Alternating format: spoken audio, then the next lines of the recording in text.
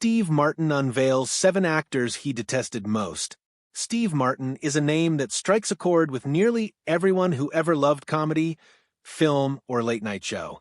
With his silver locks of hair, sharp wit, and a peculiar knack for balancing sophistication with slapstick, Martin has enchanted audiences for more than half a century. From the jerk to father of the bride, he has had a career that has covered generations, redefining what American comedy can be. To audiences, Steve Martin has always been a charming figure, well-mannered, witty, and seemingly unflappable in the face of Hollywood egos and nonsense. But behind the meticulously honed public image and affable persona, accounts from directors, co-stars, and industry professionals reveal an entirely different figure.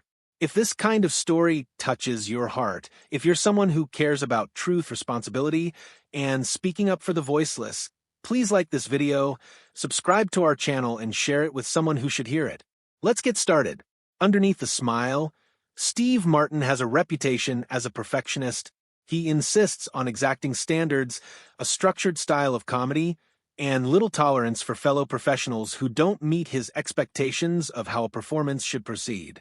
Though he seldom commented publicly on conflict, insiders in Hollywood whisper that Martin kept an unspoken mental list of actors whom he simply could not abide and in some instances refused to work with a second time. For decades, those tensions were concealed, masked by courteous smiles and professional protocol. But now that insiders have started revealing hitherto guarded secrets, we finally catch a glimpse of the 7 actors who pushed Martin's patience to its limits. This is the secret life of comedy's gentle genius, a Steve Martin portrait not as the perpetual grin of the entertainer, but as a craftsman embroiled in philosophical wars with some of Hollywood's most prominent players. The outcomes reveal more than mere personality vendettas. They reveal profound fault lines over what comedy actually is and how it ought to be crafted. Chevy Chase, When Egos Collided on Three Amigos. To viewers, Three Amigos 1986 was unadulterated comedic bliss. Steve Martin, Chevy Chase, and Martin Short played hapless silent film legends confused with actual heroes in a Mexican town. The film went on to become a cult favorite, replete with quotable dialogue such as "My Little Buttercup" and "Would you say I have a plethora of piñatas?"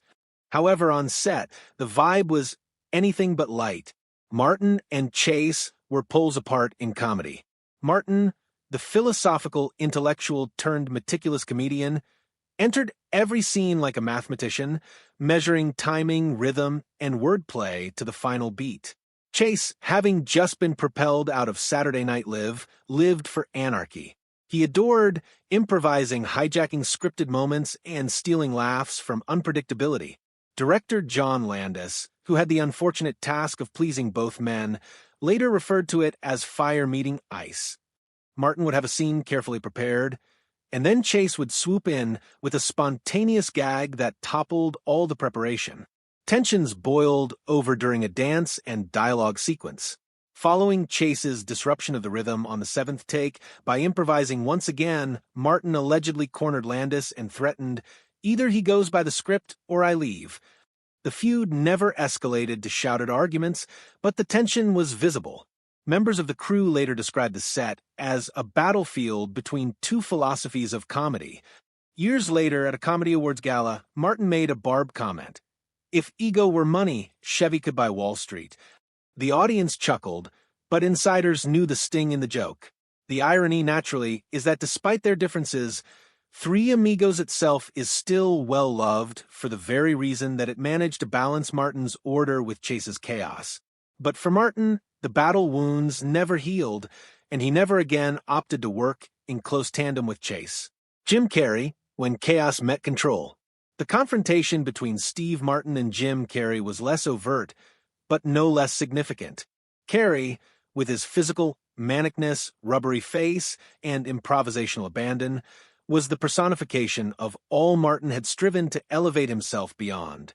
While Martin viewed comedy as architecture, meticulously constructed and engineered, Carrey perceived it as jazz, improvisational, and free-flowing. Their most notorious meeting was at the 1995 American Comedy Awards. Carrey, fresh from the height of his popularity following Ace Ventura and Dumb and Dumber, went on a frenetic, apparently boundless improvisation while accepting an award. The crowd laughed initially, prompting many to squirm afterwards as the bit wore on. Cameras snapped Martin dramatically yawning and glancing at his watch. Afterwards, when Martin went on stage, he held a giant wrap-it-up sign not so subtly insinuating at Carrey's excess.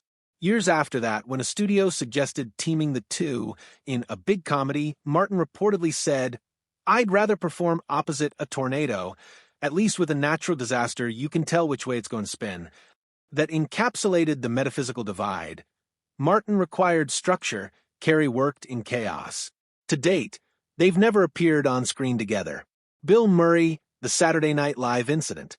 Well, before Bill Murray was the mysterious person he is now, he was a young, wild Saturday Night Live cast member. Steve Martin, already a popular repeat host, had his comedy calibrated. Timing, accuracy, and synergy. The two were cast together in a sketch in 1978, and it was a disaster. Murray was late to rehearsal. Afterwards, improvising crazily on stage during the live performance, disrupting Martin's painstakingly rehearsed timing. Murray even parroted Martin's delivery on stage at one point, sending Martin visibly agitated. Martin later reprimanded him, reminding him, "Comedy is a partnership, not a hijacking." Murray dismissed it with laughter and advised him to lighten up. What followed was a decade-long freeze. The two avoided each other professionally, and even when they eventually shared stages again, there was a chill in the air. The incident became one of comedy's great what-ifs. What magic could have emerged if Murray's chaos and Martin's order had ever managed to harmonize? Steve Carell, the unlikely tension on the big year. On paper, Steve Martin and Steve Carell were like two peas in a pod. Both had played awkward but lovable characters. Both admired wit in comedy. But during the shooting of The Big Year, 2011, tensions simmered underground. Carell, seasoned by years on The Office, lived for improv, spitting out alternate lines in table reads. Martin, on the other hand, came prepared, lines memorized, performance choreographed. The improv disoriented him. During one rehearsal, Martin grumbled to the director, "Is this a script reading or a writing session? Because I prepared for the former." Even though never explosive, tension was certain. Martin and Carell did not interact off-set much, and for press tours, the studio primarily paired Martin with Jack Black instead. They never shared a shoot together again, though the potential was clearly there. Adam Sandler, the generational divide. If Steve Martin was the epitome of comedy as high art, then Adam Sandler was the unapologetic exemplar of lowbrow comedy. Sandler's man-children with tantrums, potty humor, and slapstick remained wildly popular but were everything Martin wished comedy to move away from. In a 2003 interview, Martin commented, "I love wit. Slapstick is fine, but some things are just noise in a wig." Insiders immediately recognized this as a veiled jab at Sandler's style. When a studio suggested pairing them for a project, Martin declined, saying simply, "I think we're making different kinds of movies." To Martin, Sandler was lost potential, evidence that comedy could be a moneymaker without really saying a thing. Their paths having never crossed is representative of a grand comedy divide. Intellect over instinct, sophistication over silliness. Joe Piscopo, the SNL tension. Steve Martin's dislike of Joe Piscopo, while less publicized, was biting. Piscopo, who flourished through over-the-top impressions of the SNL skids that occurred in the early -80s, represented lazy comedy in Martin's eyes. When Martin came back to host during this time, he was appalled at Piscopo's work, particularly his Frank Sinatra impersonation. Following one rehearsal, Martin was said to have asked, "Is this what the show is now?" He then demanded that Piscopo's bits be rewritten or eliminated. The pressure was so intense that when Lorne Michaels came back to SNL in 1984, Martin reportedly said, "Not with that guy," and did not host again until Piscopo had departed. To Martin, comedy wasn't just about getting laughs, it was about elevating the craft. Piscopo's style, in his eyes, was a betrayal of what SNL once represented. Eddie Murphy, the superstar standoff. If there was one feud that marked a generational transition in comedy, it was between Steve Martin and Eddie Murphy. Murphy was young, edgy, and street smart. His stand-up charged, his movie career taking off with Beverly Hills Cop and 48 Hours. Martin, on the other hand, was the older establishment of cerebral, formulaic comedy. Though Martin praised Murphy's talent publicly, insiders revealed he privately rejected multiple chances to collaborate. Martin felt Murphy relied too heavily on profanity and shock rather than wit. Murphy, in turn, dismissed Martin as out of touch. In 1984, Murphy remarked, "Some of these guys look down on street comics, but I'm speaking the